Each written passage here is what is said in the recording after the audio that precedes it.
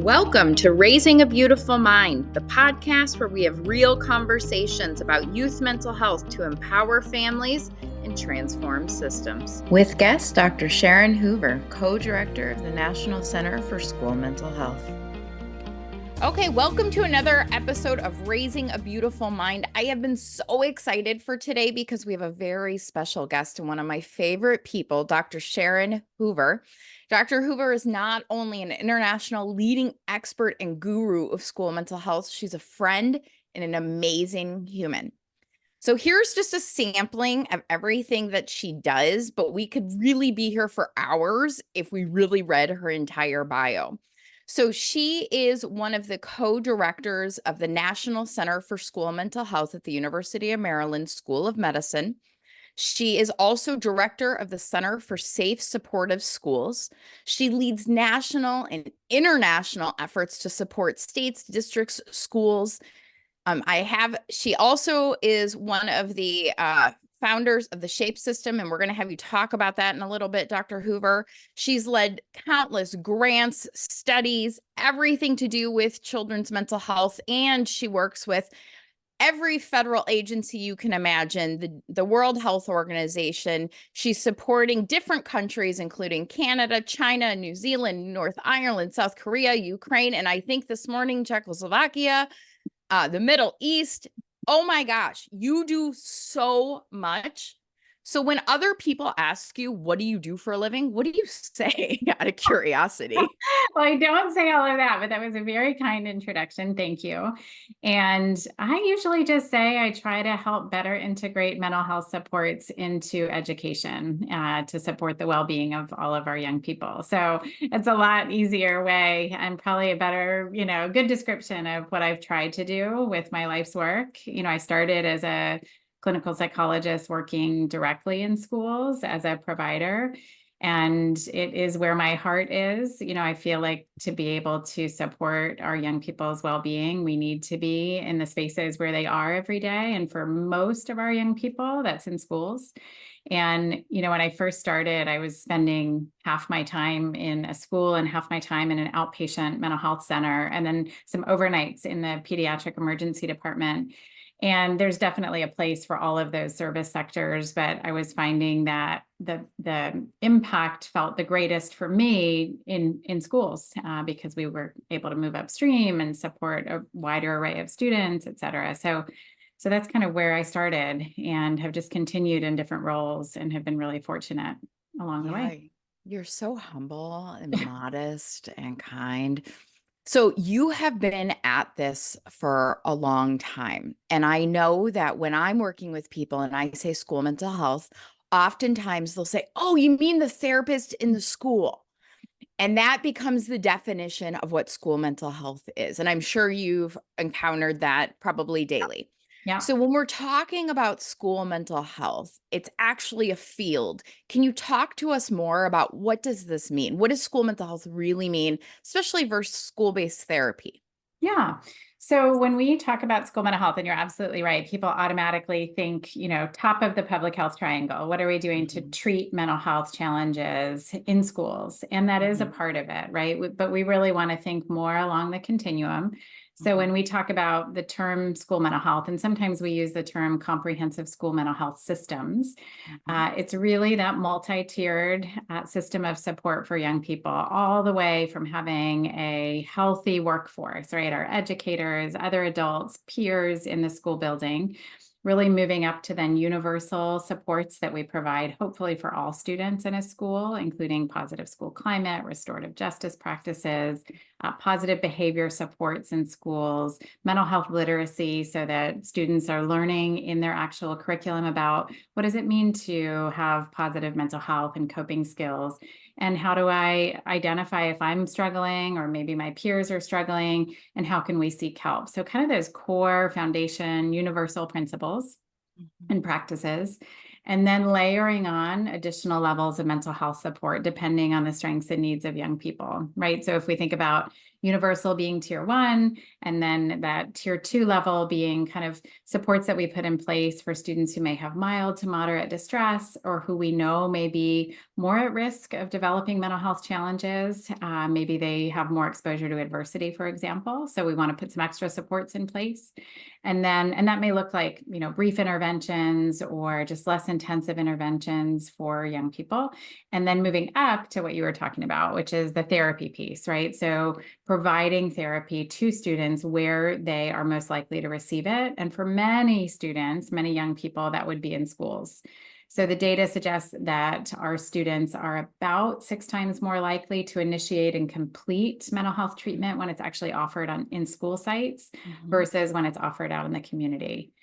And then, as you said, school mental health is kind of this big field, right? So that's kind of what happens in the school building, but there's certainly folks who are supporting practice directly as mental health providers or other people in the building providing support. And then there are folks who've dedicated their careers to researching mental health in schools. There are folks who are dedicating their work to policy action, folks who are advocating. You've probably done all of the above because you've worn many hats in this field, which is amazing. So it is a big field with lots of room for folks to get on board with their area of expertise. Yeah. So can you let's talk about just maybe dispel some myths a little bit too. One of the other pieces that I hear when we're talking about this work is that people get concerned. Are we asking teachers to be therapists? Are we asking for, parents to lose control of what's happening with their kids, and the schools are suddenly pushing all of these, what's the word that's used, agendas, Yeah. or trying to turn kids into something. Can you talk to that a little bit? I can. And I think those are two really primary and legitimate concerns right now that people are raising, right? So we'll start with the first one you mentioned. Are we trying to turn teachers or educators into therapists? The quick answer is no. We know that we need educators to teach, whether it's math or reading or chemistry or, biology, calculus, et cetera. So we need them to serve in their primary role to teach the core content, the academic content, so that our students can learn what they're there to learn. At the same time, when we talk with educators, they recognize that part of their role is to support their students' well-being, right? They're with students up to 8 hours a day, most days of the calendar year. And so they, in partnership with families, really want to be sure that they can support students' well-being. That does not mean that teachers need to be trained to sit down and do counseling with students. That's not what we want them to be doing. They can't spend their time on that. They didn't go to school for that. They don't want to become therapists, right? But they do want skills to be able to create welcoming classrooms that promote positive mental health. If a student is stressed one day when they come into class, and they will have students who are stressed, maybe they've gone through a breakup, maybe they lost a pet, maybe they're having trouble at home, maybe they're struggling with the content in their course. The teacher needs to have some skills just to help that student calm themselves, to use some coping skills. So there's some basic skills teachers might need and might be able to employ in the classroom to help students be able to attune and attend to the learning content. The other thing we really want our teachers to be equipped with is the knowledge to identify and refer as needed, right? If a student is struggling, teachers are often the first people to recognize it because they have, a classroom of 30 students, and they may be seeing 150 students if they're middle and high school teachers. So they've got this natural kind of comparison group that's different than parents, right? Who may have, their own children they're looking at, and not as much peer referencing to know, hey, this child's really struggling. So they can learn the skills to identify and refer as needed, maybe to the school counselor, or to give, a check-in to a parent or caregiver that, hey, I noticed, your child seems really stressed out when they're coming into class. That's the role of teachers. To your second question about, is school mental health or kind of integrating mental health into schools, in some way suggesting that we're taking the reins from families or that we're imposing agendas? My answer to that would also be no. I'm a parent of 3 teens. I want a say in, how my children are learning and how their social emotional needs are being developed. And I really want a primary say there, right? I want, we have a set of values in our house that I would wish for my children to adopt and to take with them. So I understand the concerns of parents and caregivers when they say, hey, we need to be at the table, if not at the head of the table, right, in making these decisions. So when we're working in, integrating mental health into schools, we want to do that in partnership with families. The vast majority of families will say they know that part of the role of schools is to support students' well-being. They just want to be involved, right? They want to be able to know what supports are available, to, hear if their student is struggling, if their child is struggling, and learn how they can support their child as well. It's unrealistic, whether you're a parent, a teacher, a school administrator, to think that students are just going to leave their mental health bags at the door, right? We all come to work, to school, with our social emotional well-being. And so we need to be sure that we're attending to that in our appropriate lanes, teacher, counselor, family member, student. So yeah.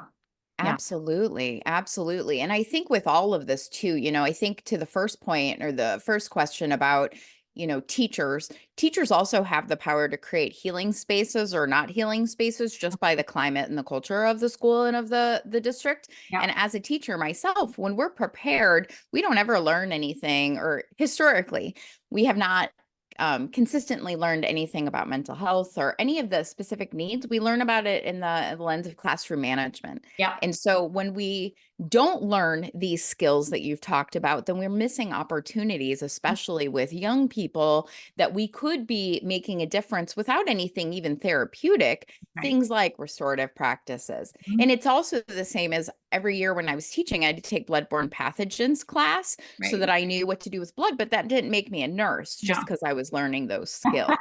So I think that that's important too. But we want to be really clear about those distinctions, right? Because we know educators are burdened. When we look at their burnout rates and their departure from the field, we want to be really careful in supporting our teachers to again, stay in their lane, right? And make sure they have the skills they need to support student well-being, but not need to kind of wear 5 different hats, right? We have folks who can help with those other areas. Right. So then it ends up even working like, how do you work smarter, not harder? If we do these things, we actually will take things off of the plate and decrease your stress level as a teacher, because people are getting what their needs met. So you're not having to put out fires the way that you may without these pieces. That's right. So you have all of these, you're in so many different conversations. You're at so many different tables. You're working in schools with school leaders, educators, youth, parents, everybody. What are you seeing as some of the biggest issues, whether it's in schools or in general? Since COVID happened, we've had lots of conversations about mental health. But mental health was a thing and a crisis long before COVID. Can you talk about some of these things that maybe you've seen transpire since COVID, but maybe some trends over time? Yeah. Yeah. So if you look, for example, to some of the national data that the CDC puts out, we've seen rates of things like anxiety and depression and substance use disorders increasing in our young population, right? Yes. So that was happening pre-pandemic. In fact, they just released a 10-year look at the trends of those different types of issues in our young people between 2012 and 2022. And there have been stark increases, especially within girls, interestingly, but really across the board, both boys, girls, across the gender continuum. So what we've seen is that there's been a marked increase in those problem areas, and also, sadly, in terms of suicide rates, we've seen those increasing as well. That didn't happen when the pandemic hit. It continued and it got worse when the pandemic hit. So Mhm. we did see a sharp increase in certain mental health challenges. Again, not surprisingly, and that happened both in the child and adolescent population and in the adult population, right? And there were lots of factors that contributed to that. And it was pandemic related that we saw some of those increases. But there are lots of factors, there were economic factors that may have contributed. There were loss of parents, right? We had tens of thousands of children actually lose their parents in the context of the pandemic. So lots of things contributed to those increases. But as far as kind of the biggest challenges that we're seeing, were the problem areas I mentioned, we're seeing increased anxiety, depression, disruptive behaviors in schools, which is often kind of a presentation that comes out of experiencing adversity and then presenting it, in ways that are disruptive to the learning environment. It's not necessarily willful misconduct. It's just really that students are dysregulated emotionally and behaviorally because of some of the things that they've been through. So we're seeing an increase in those things. And then we're seeing a lack of workforce to really meet the needs that our students are coming with. So when we look at ratios, for example, of our school psychologists, school social workers, school counselors, they're not where we need them to be in terms of recommended ratios. Our community mental health workforce, which often comes into schools to support mental health needs, those numbers are limited as well. And there's some areas that we're seeing promise in terms of growing our workforce, and I'm happy to speak to that. But that's probably one of the biggest issues that we're seeing, along with the rising rates of challenges. We have a workforce and kind of a system of care that's really not that responsive to some of the challenges that we're seeing. Yes. So many layers to this, aren't there? Yeah. So you mentioned a second ago disruptive behaviors. Let's talk about that for a second, because I think when I was in a classroom and now the work that I do, that I think you mentioned this is one of the things that seems to it's a red flag area, I guess. When you're talking about, you started to mention emotional dysregulation, you started to mention a lack of needs met. Can you talk about, we have parents that listen, we have educators that listen, administrators. What are recommendations in terms of evidence-based practices?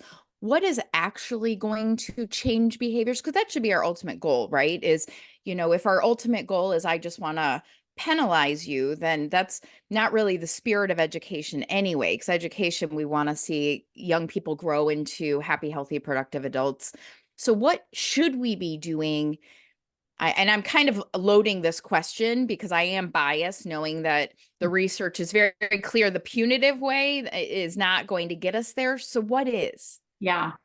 Well, it's a question that all of our education administrators are struggling with, right? And we know that exclusionary discipline practices, suspending, expelling kids from schools, doesn't work. It doesn't work to improve behaviors. It actually negatively impacts academic outcomes, not surprisingly, when you remove children from their learning environment for extended periods of time, even short periods of time. Students really suffer, again, psychosocially and academically.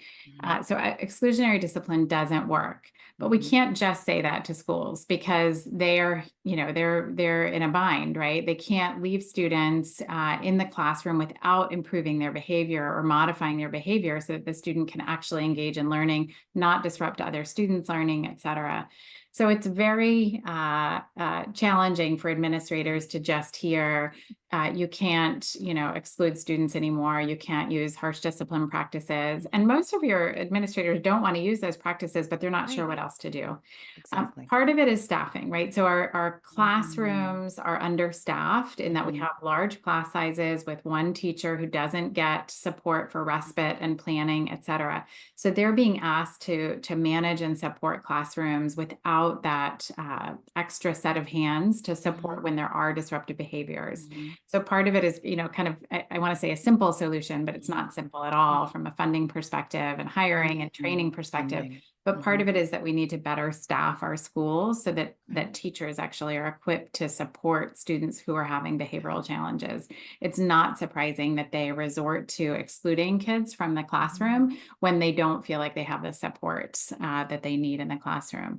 But there are other strategies that educators can use to proactively elicit positive behaviors from young people. I mean, one of the models that's been around for a while is positive behavior interventions and supports, and it's evolved over the years to really include more of a trauma-informed approach so that educators and others in the building are equipped with things like how to co-regulate with a child who's becoming emotionally dysregulated. But simply having some of those upstream kind of positive behavior elicitation activities in your class can go a long way to reducing some of those behaviors that end up resulting in exclusionary discipline, right? So part of it is, staffing, part of it is putting those kind of tier 1, tier 2 interventions in place so that we're moving upstream to elicit positive behaviors instead of having a more reactive environment. And then I already mentioned the trauma-informed piece. But that is a big part of how we can actually create classrooms where there's less disruptive behavior. If we are creating environments that feel safe, inclusive, welcoming to students, they're much less likely, all the way from they're much less likely to be disruptive in a given classroom. They're also less likely to carry weapons into campus, to get in interpersonal fights. And this has been studied over time in terms of looking at when we put positive school climate interventions in place, what are some of the resulting outcomes? And there's lots of positive outcomes that can come from those upstream interventions.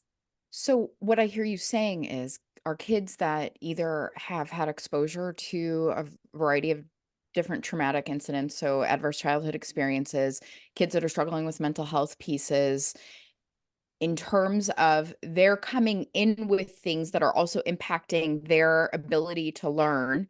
And so there are lots of different levels to put in, but there's also, we're talking about unmet needs, we're talking about skill deficits, we're talking about lots of opportunities for learning, for the ways that we're structuring things to help us improve the outcomes. That's right. And you need them during the school day, right? So this idea, again, that our students are going to leave their mental health concerns at the door and pick them up when they leave, it's not realistic. It's not what we see. And we wouldn't expect that of other areas. I mean, in a very kind of simple way, if you have a child who has diabetes, right, you would not say, we're going to wait to, correct their insulin levels or their sugar levels, right, until they leave the class or until they leave the school building, right? We're just going to wait till they get home for that. That would be essentially, physically harmful and even potentially fatal, right? So we have school nurses, we have people, even classroom teachers and others equipped to be able to identify signs and symptoms, to recognize where they need an additional layer of support, and to provide intervention during the school day so that students can return immediately to the classroom. We need to be doing the same thing with mental health, right? We don't want to exclude kids from the class. It's not good for their well-being. It's not good for the school or the family. So we need to think about it in the same way. And we've just struggled with that for a long time, to really think about mental health on par with physical health. Yeah, well, that's the truth, because we're talking about this invisible disability, right? And I don't show up wearing a sign saying, I'd like you to know that I've been through these traumas. I'm struggling to get out of bed every day, all of these pieces. And we're talking about biological brain disorders, and how our brains are functioning. And that's so hard, because if I see something, it's very easy for me to want to chain meaning to, you're just being lazy, or you're doing this, or you're doing that. That's hard. It's hard to, like, I hear you saying, like, it's a mind shift. Yeah. Of how we understand things. Everything you say is just it's golden. And I'm over here, I'm like, oh, she's saying so many things. Like, where do we go next? Because there's so much we could unpack. So let's say I'm a school. And I think this is very common, where schools are like, they want to do things. They want to improve the social, emotional, mental health of their students, staff, families. They want to do better. They know that there's, good outcomes, and we'll talk about outcomes in a few minutes. Where do I even start as a district? Because you're representing the National Center for School Mental Health. What tools are available? How can I get started and really kind of get a jump start? Yeah. And it's a common question because school mental health can feel really big, right? Like, very overwhelming. can't do it all at once. And so sometimes the answer is we're just not going to do anything because it feels like we don't know where to begin, or we know that we're limited in resources. So one of the tools that we've actually put in place with federal funding support, and a lot of states have also provided support for building a platform where individuals and school teams and district teams can essentially do a pulse check on where they are in terms of their quality of comprehensive school mental health system. So there's an online system called the SHAPE system. It stands for the School Health Assessment and Performance Evaluation System. It's free. Any user can go on there and they can fill out a number of different assessments, but the one that's most commonly used is the School Mental Health Quality Assessment. It's 7 domains, and it's basically the core components of what we would think of as a high quality school mental health system. So it includes, for example, teaming, which is, do you have the right people at the table to support the young people in your school building, right? So it includes family members and students, but also, do you have an array of mental health professionals? Do you have the educators at the table?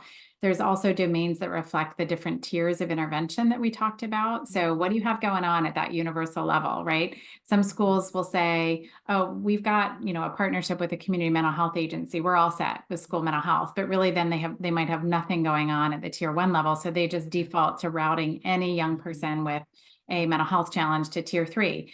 Pretty soon your tier 3 folks, your therapists are going to be at maximum. They're not going to be able to see other students. So you have to be thinking across a continuum.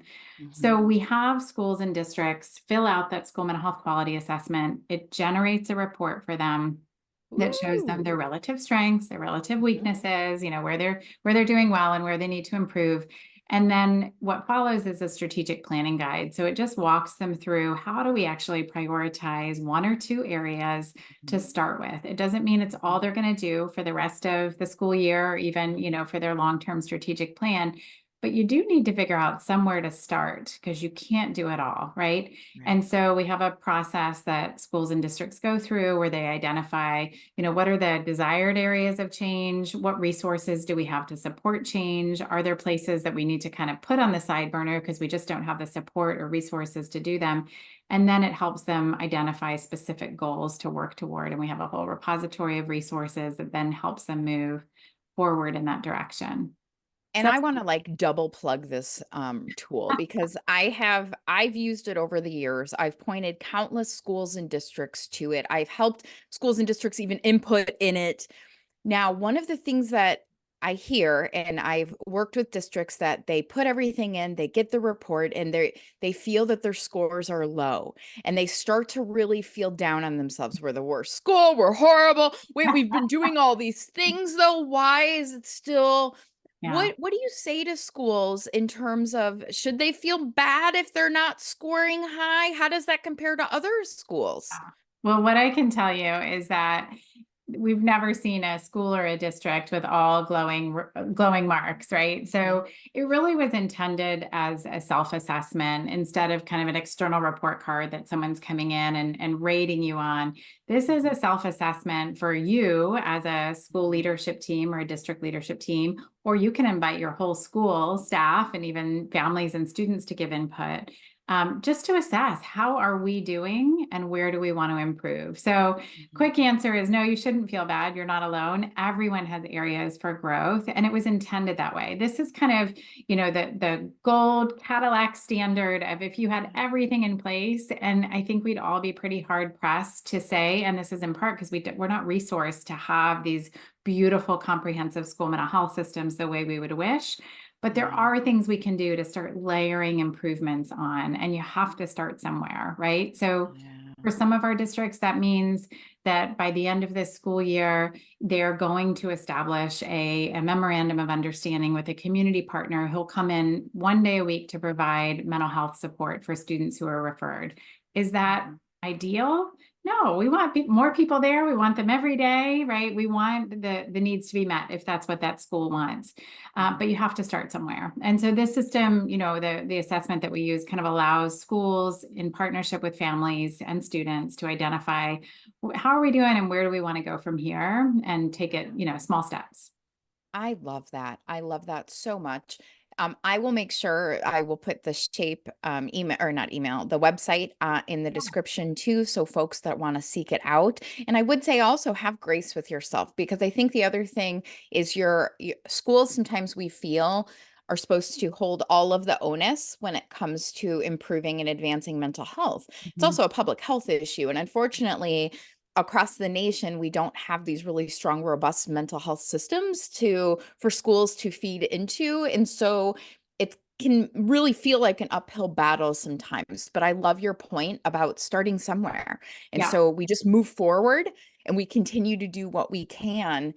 And this provides such a beautiful framework guide. I Yeah. really think it's one of the most comprehensive, amazing tools, and it's free. Yeah, it is. So Yeah. we encourage, and we've got, folks from every state are using it. We have thousands of users at this point. So it is hopefully a helpful resource, because people do keep coming back to it. So, and I Yeah. do just want to, comment on something you said, which I think is so important in terms of schools shouldn't be doing this alone. They shouldn't be expected to do this alone. They're not resourced to do this alone. Schools will say we're not in the business of mental health. I don't entirely agree with that comment, but it's not their only business, right? They've got academic priorities that they have to attend to up front. We also know that students learn better when they're feeling better, right? When they're doing better physically and mentally. But others have to be part of this equation. The behavioral health system, the public health system, the health system, other child serving entities, whether it's child welfare or juvenile justice, having all of those folks at the table and really thinking about how do they braid and blend funding, how do they, kind of coordinate their service sectors to provide mental health support. Mental health can't fall on the shoulders of schools alone, nor should it fall on the shoulders of families alone, or even on the behavioral health system alone. Everyone does need, they each have a role to play.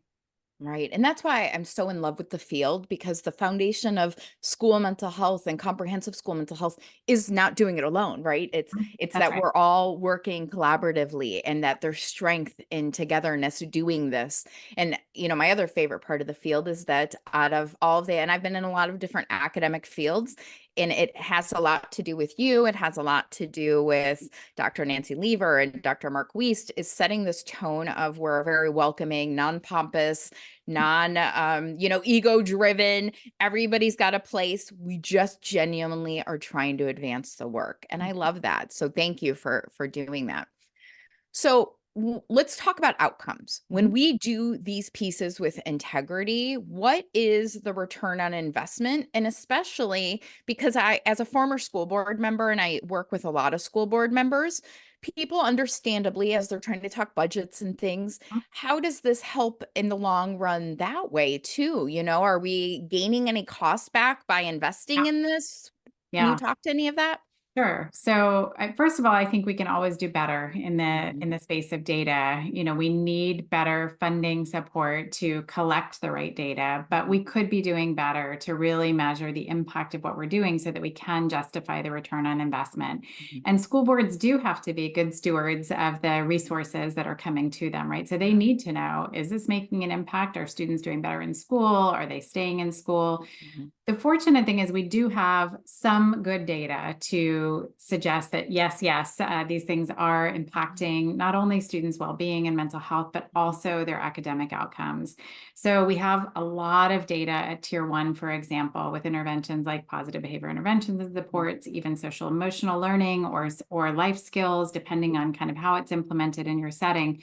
We do have good data to suggest that students not only are developing coping skills that we would wish all young people to have, and that they're not getting without some of this direct instruction, but also that they're doing better in school. So some of the earliest data that came out with these skill development programs in classrooms were that students were actually doing better on standardized test scores, and that they were doing better in things like reading and English scores, right? Some of those state tests that we get to see how kids are doing. So that was really compelling. And the data continues to come out suggesting that when we put these Tier 1 interventions in place, students are doing better. There's also increasing data, and we have some good meta-analytic work that's looked at some of the studies for tier 2 and tier 3 interventions when they're implemented in schools. But again, students are doing better in terms of their mental health, but that's not enough. When we're asking schools and school boards to integrate these programs into their schools, we have to see academic output. And so we are seeing that students are attending more, they're graduating more. So even if we look at some of the evidence-based trauma interventions, for example, we've been able to demonstrate that students are doing better in things like math and reading, but also that they are more likely to attend school. We reduce chronic absenteeism. And these are some of the indicators that schools really care about, right? So they have to have kids be there in school, have increased seat time, do better, graduate, et cetera. Those are the indicators we need to be measuring.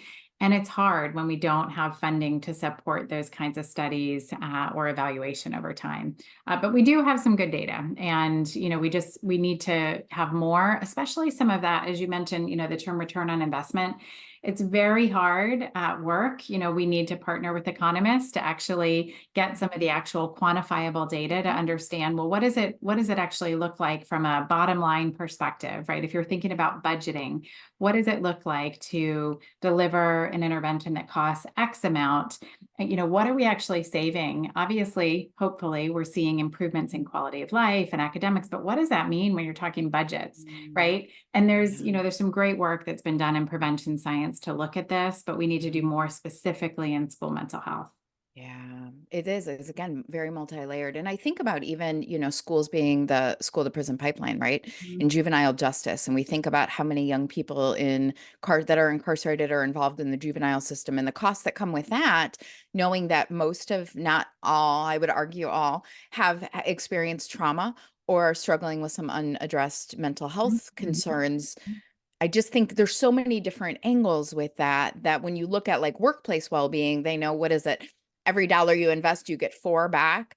It would seem that it would be the same within if we were executing best practices in Right. And there's schools. been some prevention science work that looks at that. And if you look at some of the bigger studies, for example, of good behavior game, right, which is an intervention that's classroom based and it supports positive behaviors in the classroom. It's a very upstream approach to behavior support in classrooms. They've had some wonderful longitudinal data that show that when you implement these interventions as early as kindergarten, first, second grade, you're seeing results all the way down the line when it comes to graduation rates, arrest rates of, secondary students, substance use. And the cost of those things is tremendous compared to the cost that you spend to implement a program like this. So we do have some data. We just need more. Yeah. Never enough, right? Never enough.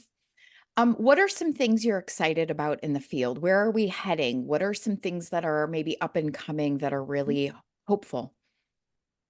Yeah, so I'll speak to 3 that are coming to me right away. So one is we're seeing different ways to invest in school mental health and an increased investment in school mental health, both from a federal kind of funding and state funding perspective, but also including some of our Medicaid and commercial insurers in terms of how they're opening up their plans to recognize that schools are an essential place to deliver mental health services. So, the Centers for Medicaid and Medicare Services recently put out guidance to all states saying that they could and should expand their state Medicaid plans to support school mental health. They've funded a technical assistance center to support states with that process. We already have a large number of states who have expanded their state Medicaid, school Medicaid plans to actually enhance the types of providers and services that students can receive.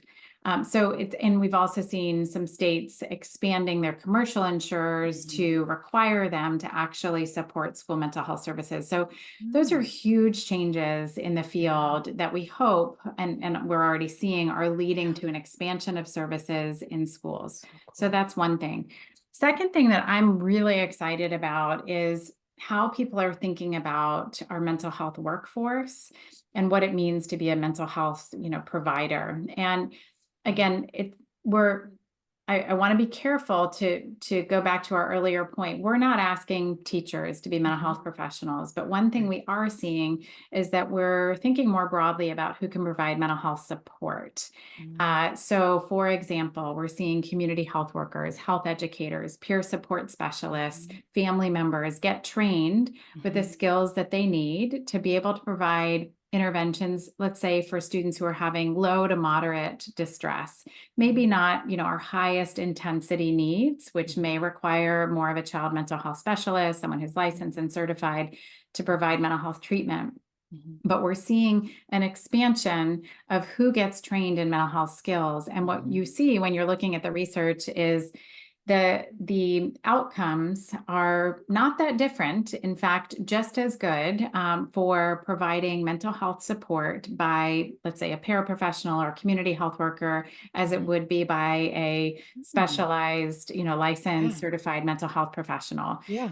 I'm not saying let's get rid of our mental health professionals. They have huge work to do, but we're under-resourced in terms of our mental health workforce. So how can we leverage other people in the community? And there are excellent programs. University of Oregon just developed the Balmer Institute, which is training bachelor's level professionals in a child mental health degree. And so essentially, we've got lots of folks wanting to get a bachelor's degree, a 4-year degree in psychology or sociology or some type of human services field, and yet they get out and they can't find a job. So this particular institute and many others are looking at ways to train people so that they have a skill set that can expand our provider array. And then there are states, California being one of them, that are actually funding that level of care. So you don't necessarily need a mental health master's or doctorate to bill for services. If you have a bachelor's or a certain level of training and hours, you can actually deliver a level of mental health care. So that's one thing I'm really excited about. And then the final thing is just better leveraging of technology.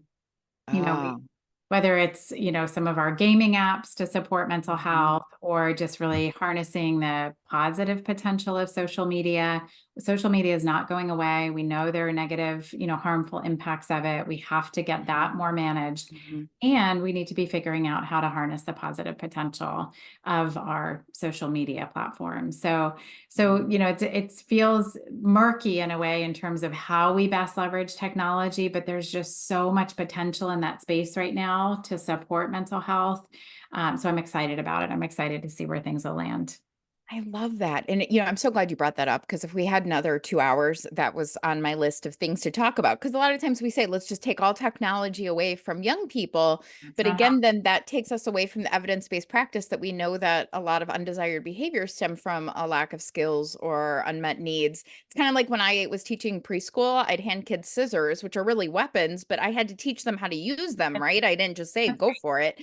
And I think because technology for a lot of us, if you're our age, we didn't have all of this, and yet we're asked to teach you, but I'm the digital immigrant, not the digital native. So there's this learning curve that we're trying to catch up, and, data is new. We don't have longevity studies for decades. So I'm glad that you mentioned that. Yeah.